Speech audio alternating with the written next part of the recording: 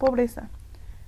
La pandemia por la cual atraviesa el mundo le trajo problemas económicos a toda la población en general, pero ¿quiénes son las personas más afectadas? ¿Cuál es el sector de la población que tiene las peores consecuencias? El impacto que tuvo en México el COVID-19 hizo que la pobreza en nuestro país aumentara en gran medida, pero ¿en algún momento nos hemos puesto a pensar en aquellas personas de escasos recursos? ¿O solo vemos por nuestro beneficio? A veces las cosas más cotidianas o básicas que tenemos en la vida no le damos la importancia que se merece.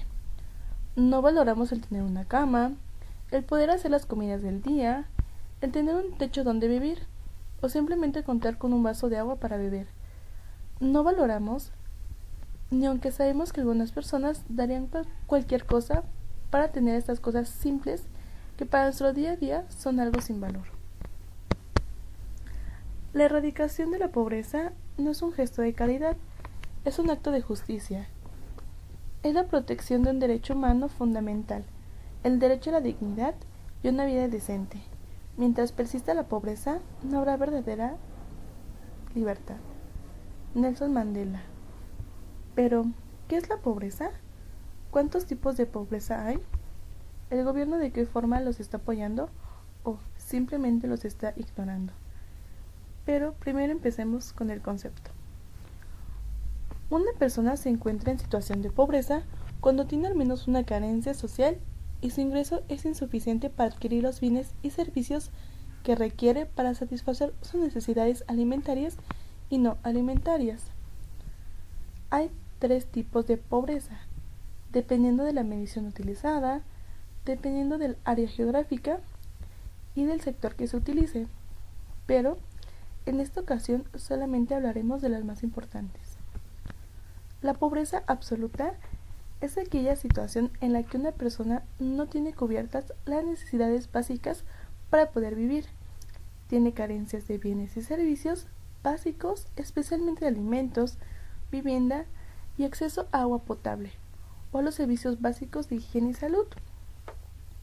La pobreza rural es un tipo de pobreza que se concentra en zonas rurales, es decir, en zonas alejadas de la población urbana. La pobreza urbana es un tipo de pobreza que se produce por los insuficientes ingresos necesarios para vivir en una área urbana. La pobreza extrema. Una persona se encuentra en situación de pobreza extrema cuando tiene 3 o más carencias de 6 posibles dentro del índice de privación social y que, además, se encuentra por debajo de una línea del bienestar mínimo. Las personas en esta situación disponen de un ingreso tan bajo que, aun si se le dedicase por completo a la adquisición de alimentos, no podría adquirir los nutrientes necesarios para tener una vida sana. Como hemos visto, no hay solo un tipo de pobreza, ya que depende de los factores que se tomen en cuenta, pero independientemente de que existan varios tipos de pobreza, es un problema que siempre ha existido a lo largo de la historia humana, pero que ahora con la pandemia se ha agudizado y que no se le ha brindado la importancia que se merece, sin ver que estas personas se están muriendo de hambre.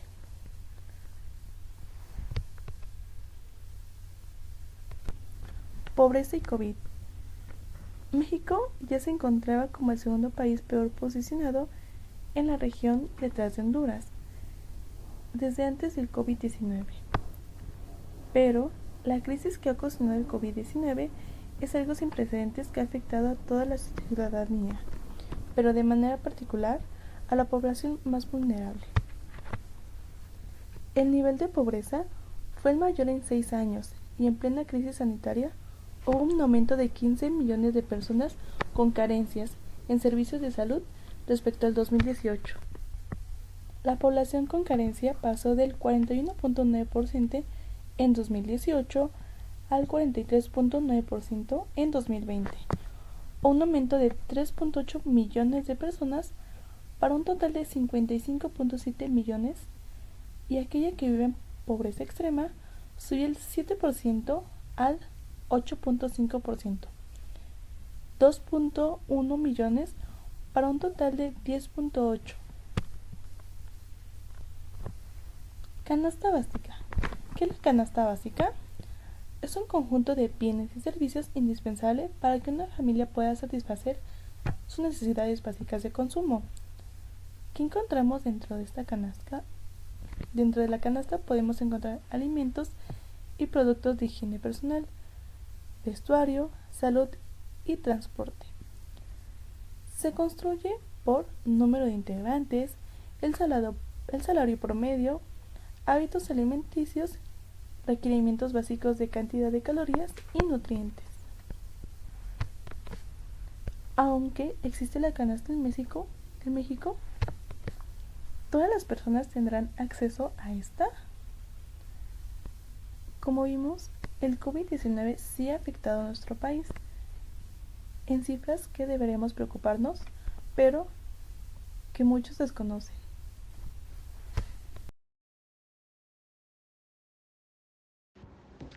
Según la investigación del Coneval, Consejo Nacional de Evaluación de la Política de Desarrollo Social, destacan dos aspectos fundamentales: el carácter multidimensional de este fenómeno y los niveles de desagregación para los cuales deberá ser reportada.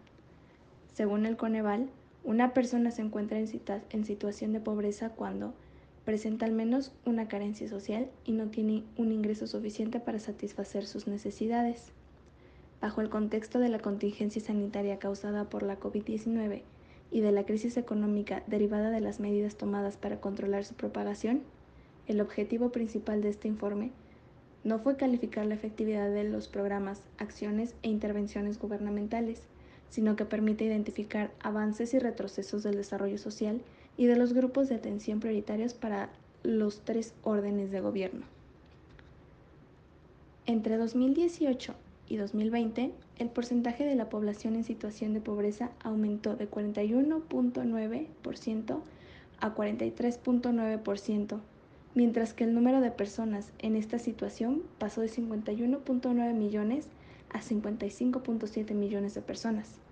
El porcentaje de la población en situación de pobreza extrema presentó un incremento de 7% a un 8.5% entre 2018 y 2020.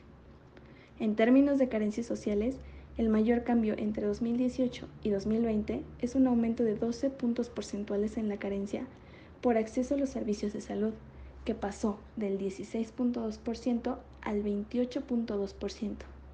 Otras carencias que aumentaron en menor medida son el rezago educativo, con un incremento del 0.5%, y la carencia por acceso a alimentación nutritiva y de calidad. La pobreza multidimensional. Una persona se encuentra en una situación de pobreza multidimensional cuando tiene una o más carencias sociales y simultáneamente sus ingresos no son suficientes para adquirir los bienes y servicios que requiere para satisfacer sus necesidades básicas. La metodología utiliza el criterio de intersección y no de unión de las dimensiones para identificar a la población en pobreza. La pobreza multidimensional tiene umbrales indicadores de carencia, como lo es el rezago educativo, acceso a los servicios de salud, acceso a la seguridad social, calidad y espacios de la vivienda, acceso a los servicios básicos en la vivienda, acceso a la alimentación y el grado de cohesión social. Líneas de pobreza por ingreso. La medición de la pobreza utiliza dos líneas de ingreso: la línea de pobreza extrema por ingresos, LPI, que equivalen al valor de la canasta alimentaria por persona al mes, y la línea de pobreza por ingresos, LPI, que equivalen al valor total de la canasta alimentaria y de la canasta no alimentaria por persona al mes. Causas de la pobreza. Existen varios factores, como lo son las históricas, que son la guerra, esclavitud, etc. La climatológica, como son los terremotos o precipitaciones anormales. Las sociológicas, que intervienen las creencias, valores, crecimiento de la población, entre otros. La salud y la economía, como la corrupción la falta de empleo, salarios mal pagados y baja cooperación internacional. Algunas consecuencias de la pobreza son la malnutrición, la delincuencia y la caída en las drogas, índice elevado de mortalidad, bajo desarrollo humano y desarrollo de enfermedades. Programas en México para combatir la pobreza actual. En el Gobierno de México existen varios programas los cuales sirven para disminuir e intentar combatir la pobreza, como lo son la pensión para el bienestar, las becas para el bienestar, producción para el bienestar, programa Sembrando Vida y programa de apoyo para el bienestar de niños y niñas.